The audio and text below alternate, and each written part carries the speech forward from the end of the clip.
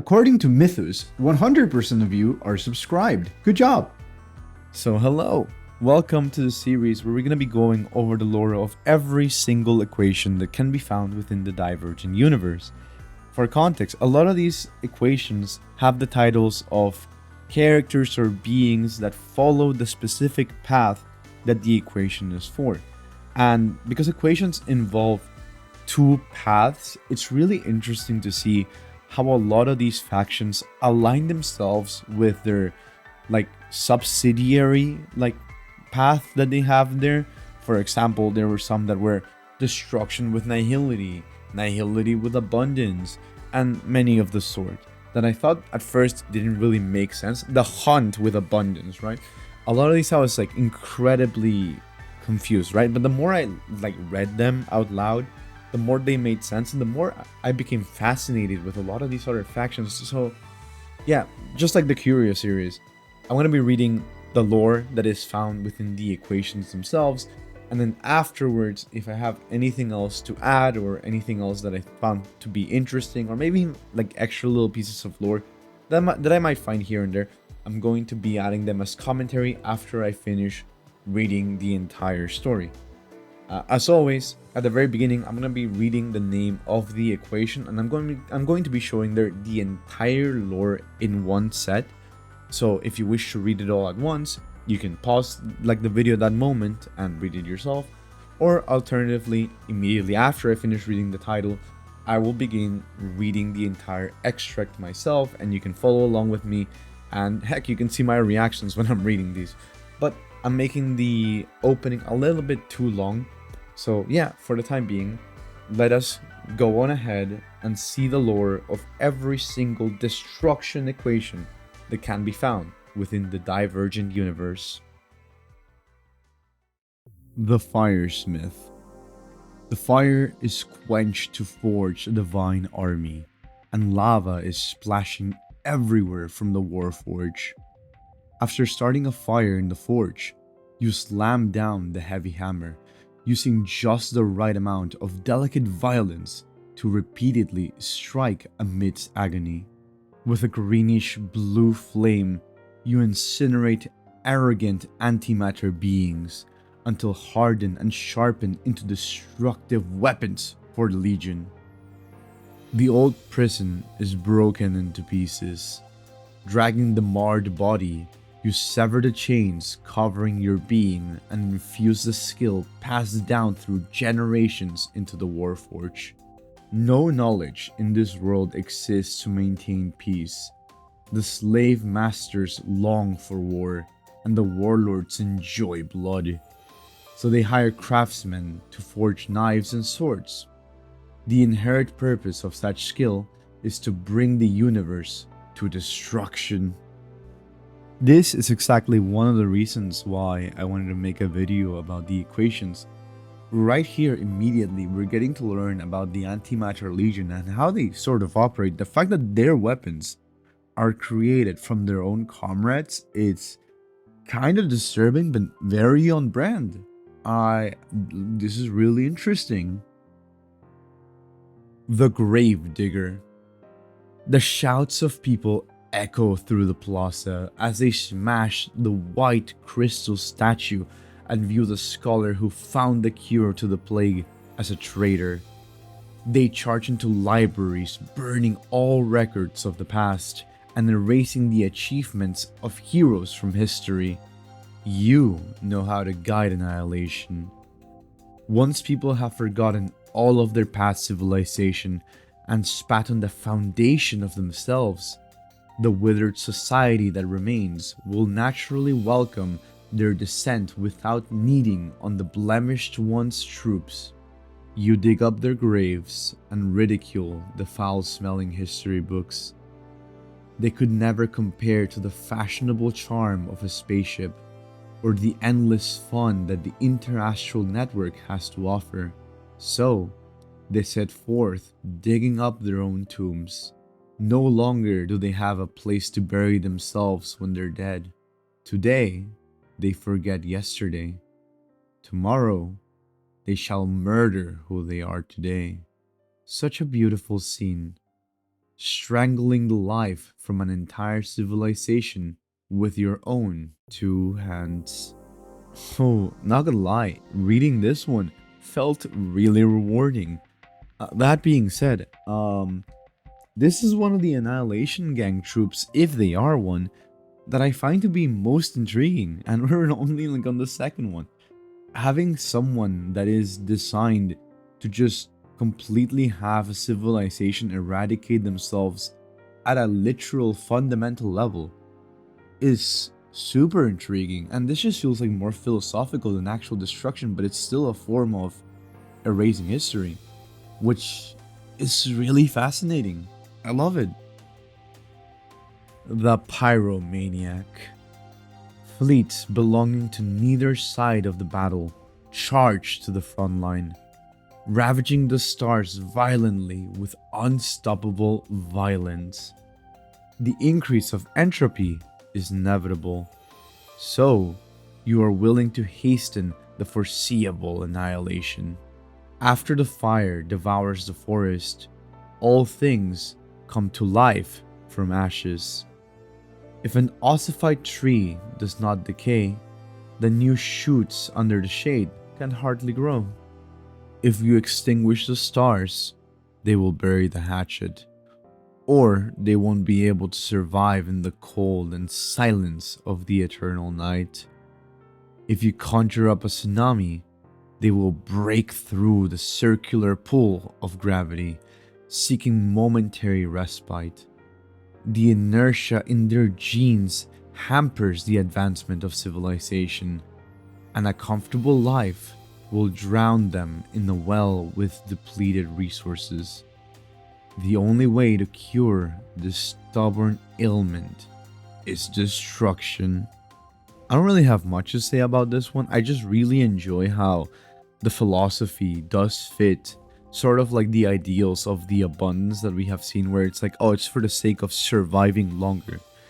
And this is really interesting. I like how they paired with the destruction. The Sand Retrograder. Obliteration swallows the scene before you as you press your ear to the bulkhead, unable to hear their wails in the vacuum. You strike out a target from the catalog. These cursed names hurt your fragile home planet again and again until it ultimately shattered. First is the Brededan, who under the guise of indoctrination have lured greed to Lot 9 as miners and investors, dividing the nascent land amongst themselves in a civilized way. Next is the Interastral Peace Corporation, which purchased 90% of the planet, bulldozing ancient sanctuaries to erect starports and factories. Lastly, there are the Walkers of the Scorched, who take perverse pleasure in killing, driven solely by the immersive thrill. You turn back the hourglass and trace the contours of the past. Those who have caused you pain must now pay more. I really enjoyed reading this one, and oh boy, what ironic irony, the one that I have created on accident. But look who's next. The Walker of the Scorched. The birds of plague kiss the desolate land, and the world mired in poverty cannot afford a remedy. You struggle to understand the opposite of suffering, just like the Latatos can hardly picture millennia-old eyes as they were born in lava. Countless sparks of flames used to flash in the sky. They came and went, rendering happiness to no one. Living beings who died unjustly used to be buried under the ground. They came and went, at least feeling no more pain. You too yearn to escape this anguish, but indignation grips your heart. You fear nihility, and you resent happiness. If everyone faces destruction, reduced to ashes by their ferocious flame, and if the agony of being alive can be ended indiscriminately on everyone, then you are willing to close your eyes. The Memosnatcher. The stone carving cluster in Tortani is evaporated in the storm of antimatter bombs. It once recorded the decline of the Haman dynasty and the rise of the Second Republic. The light year scrolls from Merlon Nebula become bleached of color in the stream of neutron radiation. They are the creations of painters from the school of insignificance that have reshaped interstellar art history. The beautiful should disintegrate, and the eternal should wither. You take the form of a catastrophe, a storm that sweeps through history. From the origin of the universe, you rush the mouth of the sea, announcing your arrival to everyone with the uttermost grandeur and leaving a mark of absurdity. You traverse the galaxy and take away all that remains of the present, piecing together their fragments on a screen into a massive banner that writes, "I was here." The Prebattle Caregiver. When the bell tolls to herald the apocalypse and the iron hoofs of war march towards their next planet in extreme precision, the bird of impending death ascends to the top of the tower, unfurls its pre-written documents, and announces the death that looms ahead. However, with the scale of the universe as it is, even the shortest of intervals seem to last forever. You drape the stars in a lightless veil, blocking them from all around to become coffins for the dead. You turn rain into snow, forcing people to slowly accept the freeze. You destroy genes, preventing the continuation of future generations, and bring civilization to a slow halt.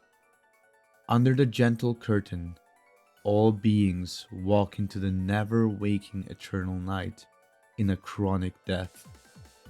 They will not suffer, and they will not lament. By the time destruction strikes as prophesied, the land will have long since shut all its eyes. This is an interesting one because it seems like this particular being is not associated with the Antimatter Legion, but they do destroy worlds because they don't want them to suffer the destruction by the Antimatter Legion. That is really interesting. I love this concept, even though it's low-key disturbing. The Self-Betrayer. A piece of chilling news is spreading through the segmentum where the Cielo Republic is located. Either a weapon secretly forged by an enemy, or a toy crafted at the whim of a Lord Ravager. A dead spirit is devouring the still bright star cluster of the Republic.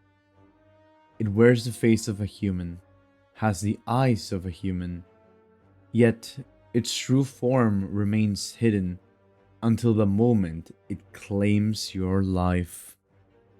How refreshing, a killer in disguise. Yet, it disintegrated dead forms, devoured their information, and from a single it, multiplied into countless its. Where is it? It's everywhere.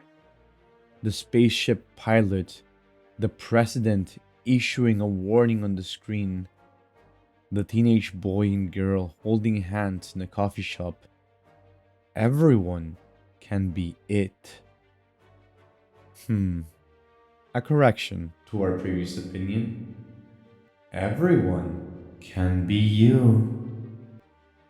Never did I imagine that the destruction could show itself as a self-multiplying, like, skin crawler. I think that's what they're called. Whatever, like that, just creatures that disguise themselves as other people. That is so horrifying. And I really hope we don't get to meet these in the story. The Wastelander. The sound of gunfire erupts along with the roars and curses of explosions. It is another morning in Nail Scrap Town. You find several broken parts after rummaging through the junk pile. Before you can inspect them closer, the roar of the bandits has already arrived with a radiative wind. They are the rats that gnaw on wires and the lizards that feast on ores. The cheap scum of the junkyard.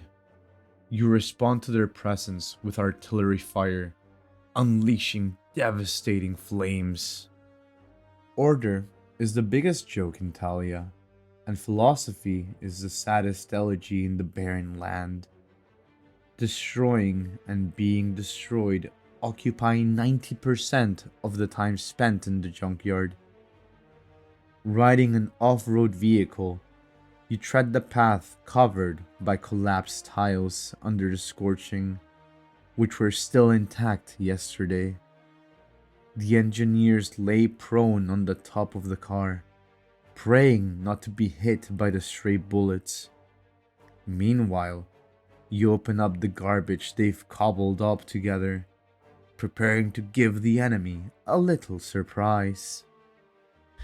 So, funny little fact now. I always knew that we had a set called Talia Kingdom of Banditry, right? I don't know why I never associated that with the Wastelander of Banditry Desert, and that they are in the same realm. This is why I must actually read the lore of all the planers and all the relic sets at some point in the future. That's gonna be a future video one day, because I really need to learn. I really need to learn more. The Annihilation Scholar. How does one create the greatest explosion with the least consumption of energy? How can one plunge a planet into war with just a few words? When a single variable drops below a certain threshold, the destruction brought about by the butterfly effect will unfold in ways that people could never have imagined. The answer to every question is found inside the formula of destruction. People despise the study of destruction, and even the most deranged arms dealers would be ashamed to publicly recognize the topic of murder. Yet, you say that destruction is the most perfect form of art, that even the most perfect model of the universe would be fated to be obliterated by their fiery rage. As you design rigorous experiments, you include one variable after another, working from the destruction of ant colonies to the decay of stars. Though the sample's variety grows ever more abundant, the conclusion always remains the same. If there were a single formula that is able to properly describe every single thing in the universe, you believe that could only be destruction. You attempt to create a brand new extinction.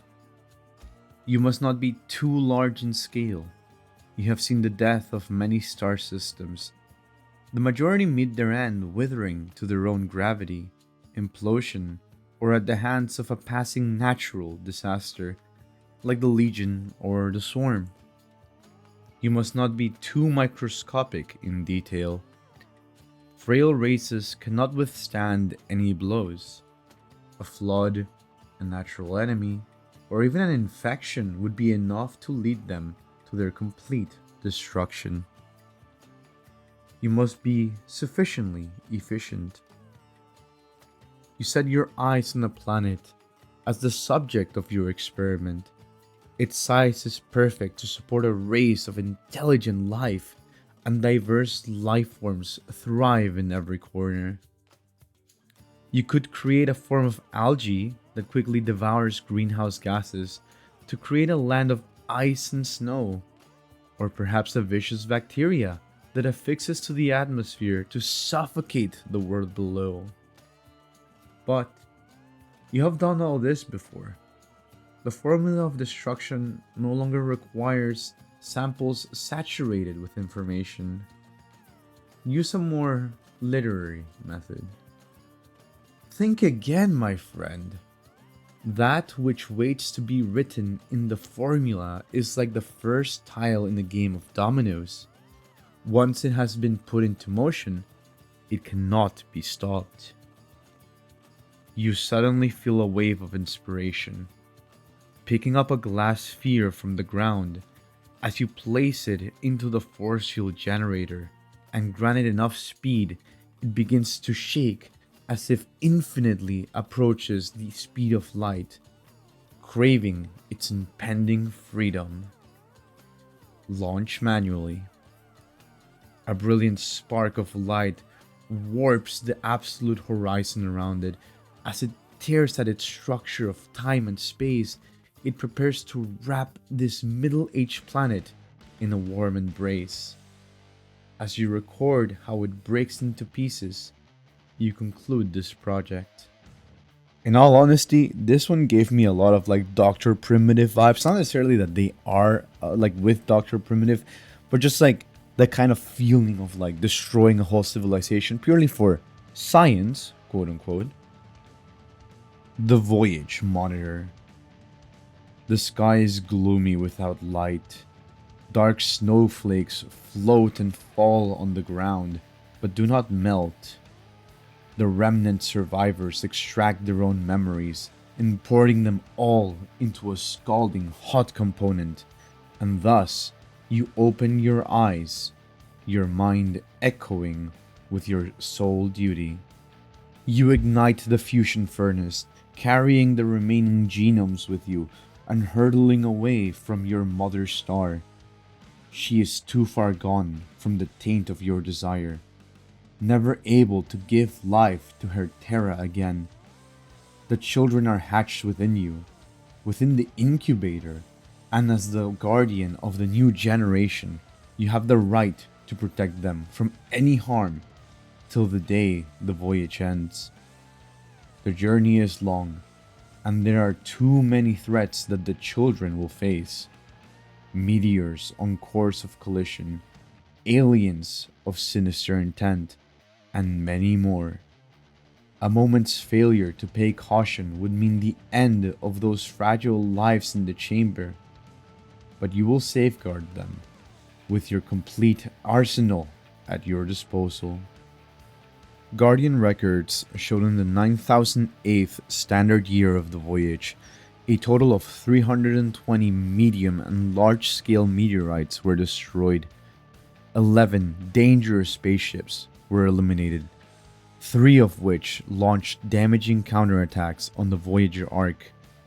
All damages have been repaired by scraping enemy vessels. Destroying any obstacles in your path, you achieved the previous year's exploits. Despite sustaining many an injury, the safety of the kids far outweighs anything else. 8,000 standard years ago, some unpleasant things happened to you. These cocky kids never listened to your own experiences as their elder, and just wanted to wander off out there into the dangerous world. They all listened. Compared to finding a planet to colonize, living abroad a long-distance voyage arc with a fully efficient material recycling system is undoubtedly a better prospect. This place is safe and comfortable. Before the home planet destroyed itself, everyone would call such a place paradise. Another alien creation has found you, but it seems a little different this time. There are too many of them. Fire! Energy attacks detonate next to both parties, and for the first time ever, you feel a sense of powerlessness. The heat rips through your outer surface as metal melts under the barrage. Curse them. You're going to make all of them vanish right here. But things don't work out as anticipated. The fleet that intersected you here seems to have weapons hot and ready. Their shells punch through your thought unit, and the impact from their missiles cut you straight in half. Kids, run! In the last fleeting second of your consciousness, you see some desiccated bodies floating through the darkness. They are roaring. The Antimatter Legion. To this day, you can still remember that sheer joy when the implosion bomb devoured the Blue Robin star system in one fell swoop. The heavy air of destruction suffocating that rigid space. As the most decorated general of the Empire, the allure of those so-called riches and glory have long been unable to slake your desire. You seek despair and destruction. You will toy with those rebels in the palm of your hand, sprinkling false hope on them, and then, when you lure them into your trap, you will absolutely shatter their hope. Then, their gaze finally falls upon you. As you hear the wails of the weak, the brand of destruction sears into their bodies, and you savor this moment. You destroy your own self, and you are reborn anew. The mission that the Supreme Destroyer has entrusted onto you, a brutality that cannot be feathered, surging through your chest. Your multitudes will all be transformed into balls of antimatter flames, wreaking havoc across the battlefield with abandon, incapable of distinguishing friend from foe. Once you learn of the Legion's next target, a hint of joy instantly turns up at the corner of your mouth. Riding upon the flames of destruction, the wheels of antimatter careen through a world that knows no fear, with the kings themselves being symbols of power and arrogance. And you are the commander of this legion that wreaks havoc, wielding your murderous weaponry as you smite your adversaries down to powder. Purer than evil and blunter than fear itself, you kiss the stars, the empire that you once served. Time to bring them an experience unparalleled in its beauty. Hail the Supreme Destroyer! The Trampler launches the first rush at their steel gunships. They peel through layer after layer of metal, shooting down gunships yet to take off. These four-legged guys are pretty awesome. A burst of green gunfire washes over them in the battlefield, manifesting 1,000 transformed Void Rangers. Artillery and bayonet blades cut open the throat of the front line, fully showcasing the power brought to them by the Forge. However, you don't want them taking away your greatest pleasure, a king to confer honor upon you. Sprint into battle. Something exists that is nobler than royalty, and they selflessly bestow the destruction upon everything there is.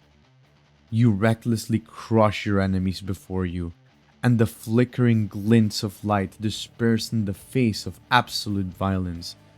They attempt to flee, but flames remain everywhere. You stroll up to the king who collapsed onto the ground, unable to recognize you. However, the piercing scream still arouses excitement within you. Give him flowers of destruction. You sit down, savoring the burning of the nebula as you strum a threadony of destruction. So yeah, With that, we have gone over the lore of every single equation that follows the path of destruction within the Diverging Universe human comedy.